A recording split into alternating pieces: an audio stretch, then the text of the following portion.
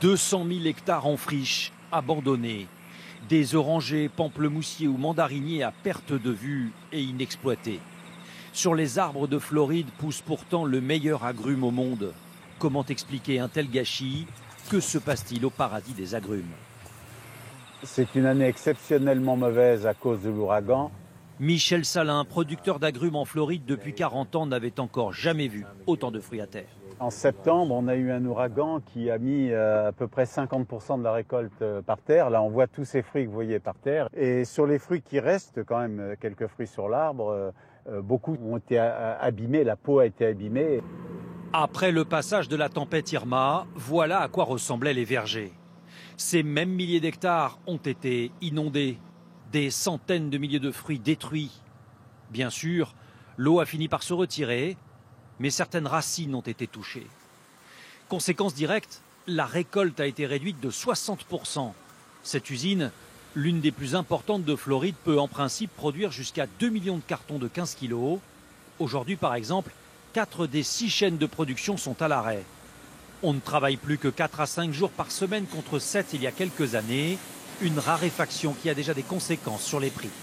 Ça va se vendre à peu près 5 $ une filet de 4 livres.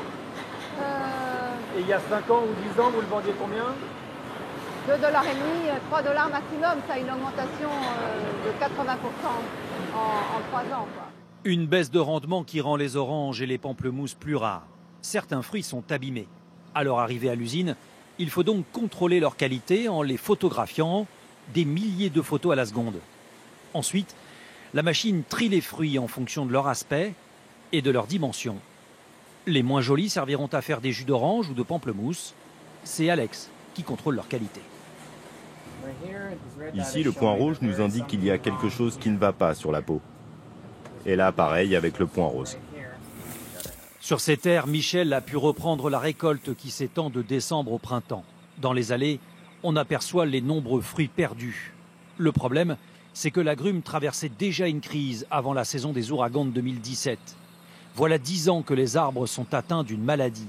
Elle ne présente aucun danger pour l'homme, mais réduit considérablement le rendement.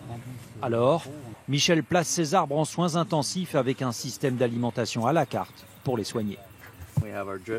Ici, on a un goutte à goutte, à la fois pour l'eau et les fertilisants. On utilise 10 litres par heure au lieu de 40 il y a quelques années. Donc, on économise beaucoup d'eau. Et surtout, on est en train de recréer un sol fertile et sain pour que les racines s'épanouissent. Ne soyez pas étonnés si vous voyez les prix des agrumes augmenter en supermarché. Le secteur traverse sa crise la plus forte depuis 60 ans et espère ne plus connaître d'ouragan aussi dévastateur qu'Irma.